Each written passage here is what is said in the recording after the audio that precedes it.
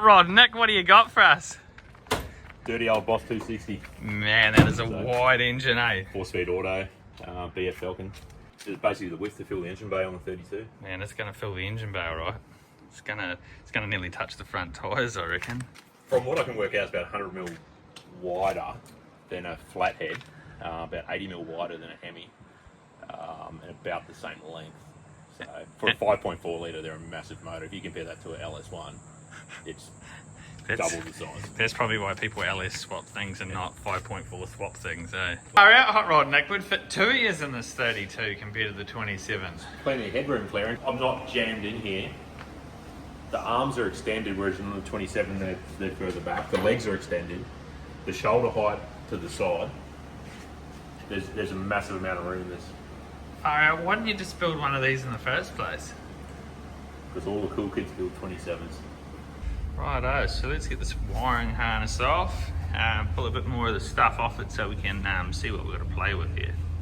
Righto, so the first thing that stands out that's going to be a massive issue is the starter motor location. It hangs out the side of the bow housing pointing right through the floor. So old Hot Rod Donnie's done a bit of a drawing so we know when we get the motor and box in where we're going to have to cut through that tunnel and floor to make that go back in place.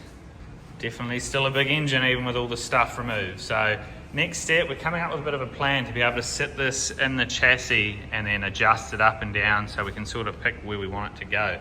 Righto, so we've gotten a bit clever. We've made up a little thing that's going to hold the transmission pan that's adjustable. It can slide up and down that K-frame wherever we want it. Now we've also done the same on the front to a degree. We've got the slugs welded in there, and now we can adjust this up and down and that'll support the sump. Well, I'd call that a real success. This thing fits in here way better than I thought it was going to. So we've got plenty of room so far. We haven't adjusted it to exactly where we want it to go. Old Hot Rod Donnie's under there strapping the back of the chassis down to the hoist arm. Obviously we've got all the weight in the front of this car, nothing in the back, so it's very front heavy. We don't want to do a forward flip.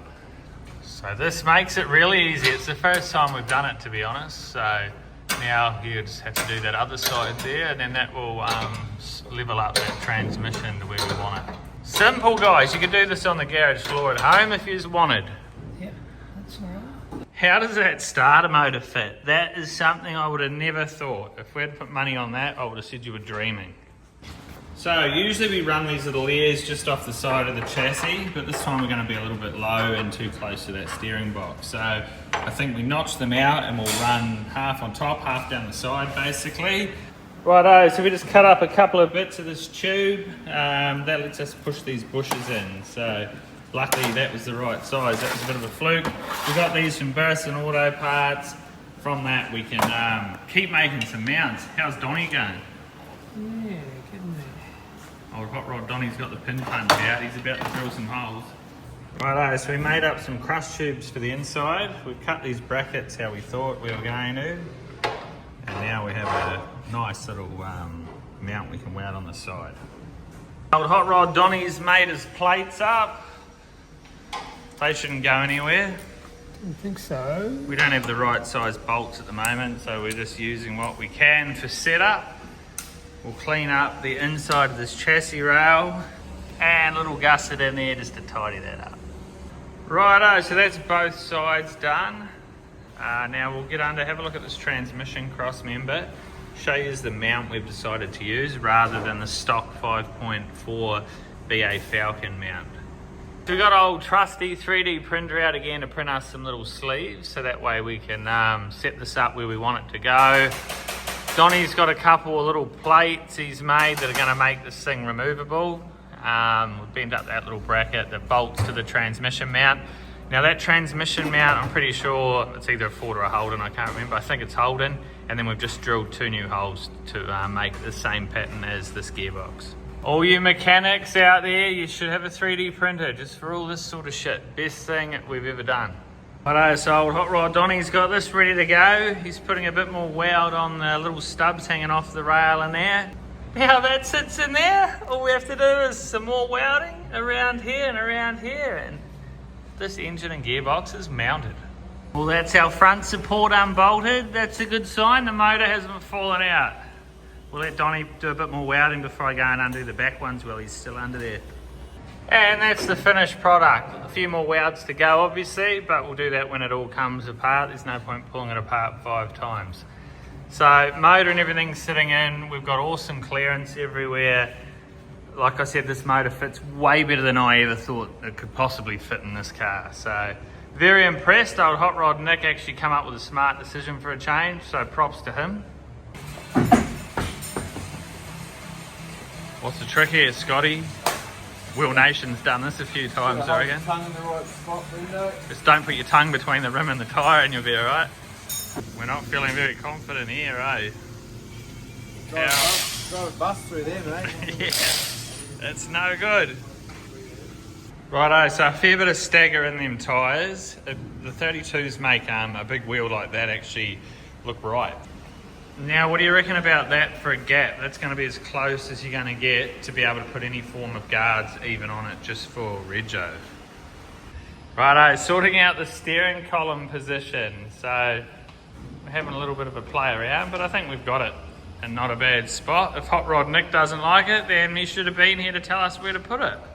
What's old Hot Rod Donnie doing? Dr. Donnie, we've changed profession. Oh, you'll be a bad doctor with that. Always wear a mask and always put gloves on when working with fiberglass. That's it. You do not want to get fiberglass anywhere where you don't want to be itchy. So off he goes. He's drilled a few holes in there for the beginning of the steering column mount that goes through the firewall here. I'm going to start making a bracket for the pedal.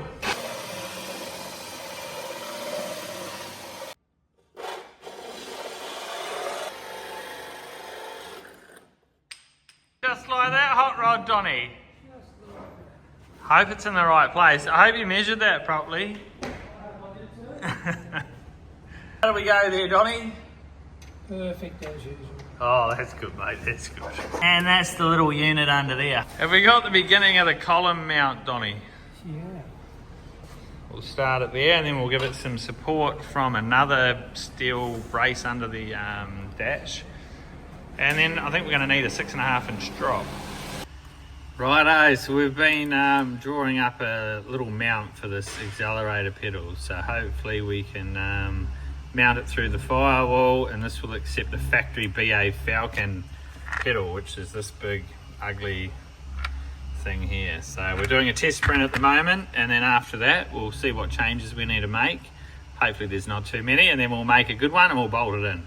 Righto, so up here in the print farm we've got 3 of these little printers going flat out. This one's making cup holders for all the old cars. Check out AutoWare's website, they're based on the Gold Coast. We're doing them for a lot of old school cars, HK, TG Holdens, XP Falcons, XY Falcons. Go check that out. But this is a little accelerator pedal mount that we're making. This is just a quick test to make sure it's going to all work, and then we should be good. Well, that was interesting. Break it down.